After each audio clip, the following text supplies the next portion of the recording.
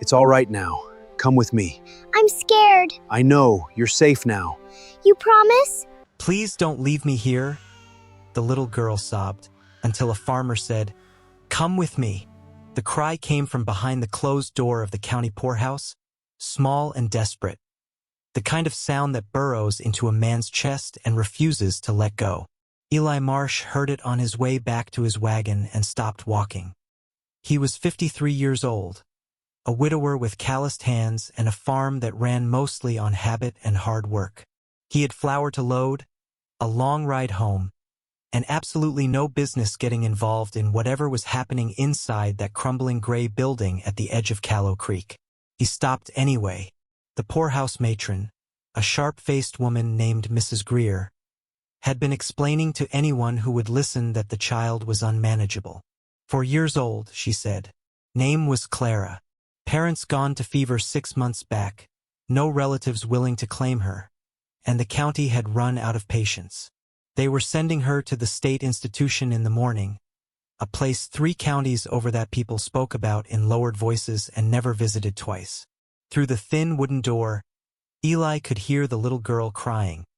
Not the loud, demanding cry of a child wanting something, but the quieter, more terrifying cry of a child who had already learned that wanting things was pointless. "Please don't leave me here," she was saying over and over, to no one in particular, to the empty room, to the walls. "Please don't leave me here." Eli pushed the door open. The room was small and cold and smelled of mildew and institutional soap. Clara sat on the edge of a narrow cot, her hands folded in her lap, her face red and wet with crying. She had dark tangled hair and eyes the color of river mud after a hard rain, and she was wearing a dress 2 sizes too large that someone had pinned at the shoulders to keep it from falling off entirely. When the door opened, she looked up, and for just a moment the crying stopped, replaced by something more complicated. Not hope exactly. Children in her situation had usually learned to be suspicious of open doors. More like a question. Eli stood there, this big quiet man filling the doorframe, still holding his hat in his hands from where he'd pulled it off out of instinct. He didn't know what he'd planned to say. He hadn't planned anything. He cleared his throat. "My name's Eli," he said. "Eli Marsh. I've got a farm about 6 miles east of here. It's not much to look at, but it's warm and there's always food on the table." He paused. "You want to come with me?" Clara stared at him. Around them, Mrs. Greer was making sounds of protest, talking about proper procedures and county paperwork and the inappropriateness of informal arrangements. But her voice seemed to be coming from very far away. What Clara said next, in a voice barely above a whisper, was the question that broke something open in Eli Marsh's chest and never quite let it close again. "You'll come back?" she asked. "If you take me somewhere, you'll come back?" He crossed the room, lowered himself to one knee so he was level with her eyes, and said, "I'm not taking you somewhere and coming back.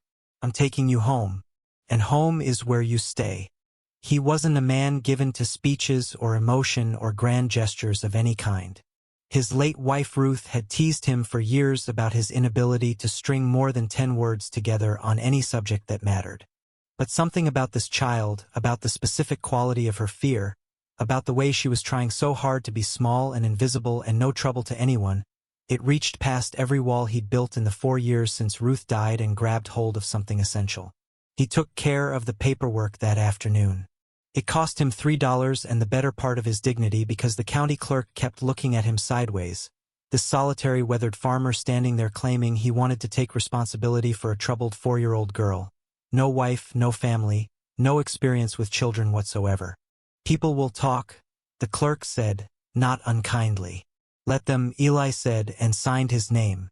The ride home was quiet. Clara sat beside him on the wagon seat, as close to the far edge as she could manage without falling off, her small body rigid with the effort of being ready for whatever came next. She'd brought nothing with her because she had nothing, just the oversized dress and a single worn-out shoe on her left foot, the right one having been lost somewhere in the chaos of the previous 6 months. Eli noticed the missing shoe halfway through the ride and felt a complicated anger settle in his jaw that he kept to himself. At the farmhouse, his neighbor Hattie Boone was waiting on the porch. Hattie was a widow herself, practical and warm, who'd been checking on Eli since Ruth passed, making sure he ate properly and didn't work himself into the ground. She took one look at the little girl climbing down from the wagon and said absolutely nothing for a full 10 seconds. Then she said, I'll put the soup on. Clara stood in the kitchen doorway that first evening and watched Hattie move around the stove with the focused attention of a child cataloging an environment for threats. She didn't sit when invited, didn't eat when the bowl was placed in front of her, not at first. Eli watched her from across the table and recognized the calculation happening behind those river mud eyes. She was trying to figure out what this cost, what they would want from her in return, what the punishment would be when she inevitably did something wrong. He'd seen the same look on a dog his neighbor had once, an animal that had been treated so badly it had forgotten that not every hand raised near it meant a blow was coming. It had taken that dog nearly a year to stop flinching. He kept that thought to himself and pushed the bread closer to her side of the table. He did not comment when she tucked pieces of it into the folds of her dress. He did not comment the next morning when he found the bread still there, stale and crumbling, because she hadn't trusted that morning would bring more. He just put fresh bread on the table and said nothing and let her figure out in her own time that it would always be there. The first 2 weeks were hard in ways Eli hadn't anticipated. Clara didn't cry, which was somehow worse than if she had. She moved through the farmhouse like a small ghost, staying close to walls, sitting in corners where she could see every door at once, waking in the night and pacing her room in the darkness without making a sound. Hattie came every day, which helped. She had a matter-of-fact gentleness that Clara seemed to find less threatening than Eli's quiet, perhaps because Hattie talked constantly, a steady stream of ordinary commentary about weather and cooking and the behavior of Eli's chickens that required nothing from Clara in return. Just sound. Just the reassuring noise of someone existing nearby without wanting anything. Eli worked the farm and kept Clara in his peripheral vision the way he kept track of all living things in his care. He had 40 acres of wheat, a kitchen garden, a milk cow named Patience, 6 chickens, 2 pigs, and now one small girl who watched everything he did with those watchful, serious eyes. On the 5th day, he was repairing the fence along the eastern field when he heard footsteps behind him and turned to find Clara standing 3 feet away. Her shoes now both present because Hattie had found an old pair of Ruth's that could be stuffed with wool to fit. She held out a hammer. He'd left it on the ground when he went to get more wire. He took it from her without making a fuss. "Thank you," he said. She nodded once and sat down on a nearby fence post and watched him work for 2 hours without moving. It became a pattern. Clara following Eli around the farm at a careful distance, handing him things, watching, not speaking but not leaving either. She helped Hattie in the kitchen in the same way, standing close enough to observe, gradually beginning to stir things or hold things without being asked. Eli started narrating his work the way he'd once talked to Patience the cow when she was new and nervous, explaining what he was doing and why, keeping his voice even and unhurried, not expecting responses, just building a bridge out of ordinary words. On the 11th day, Clara spoke for the first time. Eli was in the barn checking on a litter of piglets that Patience's replacement, a sow he'd named Rosie, had delivered 2 days prior. The runt of the litter was struggling, separated from its mother and shivering in the corner of the pen. Clara was standing at the fence watching when she said, in a voice like something that hadn't been used in a very long time, "Is it going to die?" Eli looked at the piglet, then at Clara. "Not if we help it," he said. "You want to help?" She climbed over the fence without answering, which he took as a yes. They spent the next hour warming the piglet with straw and coaxing it back to its mother. When it finally latched on and began nursing, Clara made a sound he hadn't heard from her before, soft and surprised and entirely unguarded. "You want to name it?" Eli asked. She thought about it with the seriousness of someone making an important decision. "Pepper," she said finally, "because of the spots." "That's a good name," Eli said. "Solid name." She looked at him sideways to see if he was mocking her. He wasn't. He meant it. Pepper grew and so did Clara, slowly and not in a straight line, which was how Hattie explained it to Eli one evening after the child had gone to bed. Some days she'd be almost ordinary, chasing the chickens through the yard and asking Eli questions about the wheat and whether clouds had feelings.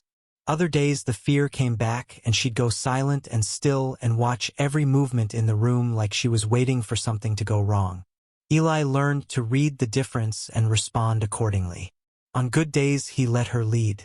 On hard days he just stayed close and kept things quiet and normal and waited.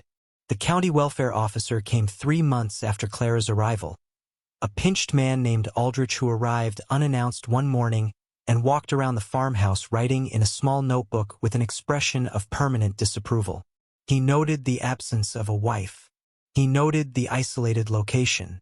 He noted that Clara had not been enrolled in the church school in town and questioned whether she was receiving appropriate religious instruction.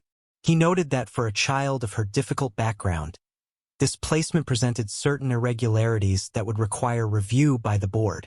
Clara stood in the kitchen doorway and watched Aldrich move through her home with those careful measuring eyes, and Eli watched her face close down the way it had that first day, the walls going back up, the ghost returning to replace the girl who'd named a piglet and chased chickens and asked whether clouds had feelings. When Aldrich left with his notebook and his concerns and his promises to be in touch, Clara didn't ask what would happen. She didn't have to. She already knew that things that seemed safe could be taken away. She'd learned that lesson before she learned anything else. That night, Eli found her in the barn with Pepper, who was big enough now to root around and cause minor chaos. She was sitting in the straw with the pig in her lap, her arms around it, her face pressed into its side. He sat down next to her. "They're gonna send me away," Clara said. "It wasn't a question. I'm gonna fight to make sure they don't," Eli said. "And I don't lose many fights." She looked up at him. "What if you lose this one? Then I'll fight harder." He met her eyes directly. "I told you the day I brought you home that home is where you stay. I meant it. I haven't said anything I didn't mean since the day you came here. Have I?" She thought about it carefully, reviewing the evidence the way she always did before she allowed herself to believe anything. Then she shook her head slowly. "No. Then trust me on this one," he said. He fought. He hired a lawyer named Cresswell who was young and stubborn and charged him less than he should have because he'd grown up poor himself and had opinions about men like Aldrich with their notebooks. He gathered letters from Hattie and the local doctor who'd examined Clara and found her physically much improved, and from 2 of his farmhands who'd watched a terrified child slowly transform into something approaching an ordinary little girl over the course of 3 months. He kept records. Hattie kept records. They documented every meal and every lesson and every milestone, including the day Clara laughed out loud for the first time at something one of the chickens did. A sound so unexpected that Eli had stopped completely in the middle of whatever he was doing and just stood there listening to it like it was the best thing he'd heard in years. The hearing was held in the county courthouse on a gray November morning. The board consisted of 4 men who looked at Eli the way Aldrich had, with the particular skepticism reserved for things that didn't fit a familiar pattern. Cresswell presented his evidence methodically. The doctor testified. Hattie testified and dared any of them to suggest she didn't know a healthy and healing child when she saw one. Then Clara walked into the room. Nobody had asked her to. Nobody had planned for it. She'd been waiting in the hallway with Hattie, who later said she simply stood up, said "I have something to say," and walked through the door before anyone could stop her. She stood in front of the 4 men on the board and she didn't fidget and she didn't look at the floor and she didn't cry, and later Eli would think that it was the bravest thing he'd ever seen in 53 years of living. "Before you decide," she said, "I want you to know something." She looked at each man in turn. "I know what the other place is like. I know what happens to children nobody wants. I've been there, and I know what it's like where I live now." She paused. "It's different." One of the board members leaned forward. "Can you tell us how it's different, child?" Clara thought about it for a moment, finding the right words with that careful precision she brought to things that mattered.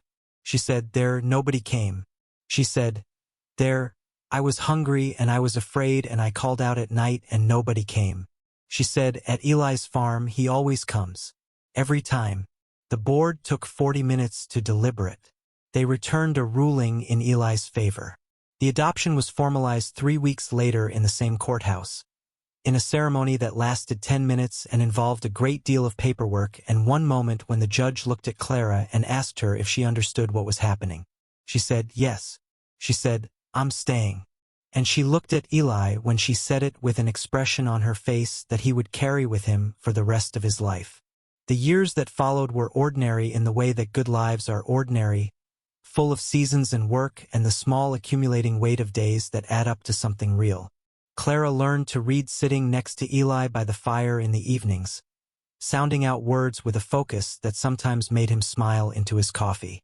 She learned the farm the way she'd learned everything, by watching and then by doing, gradually taking ownership of small pieces of it, until by the time she was 10 she was running the kitchen garden almost entirely on her own and had opinions about crop rotation that she was not shy about sharing.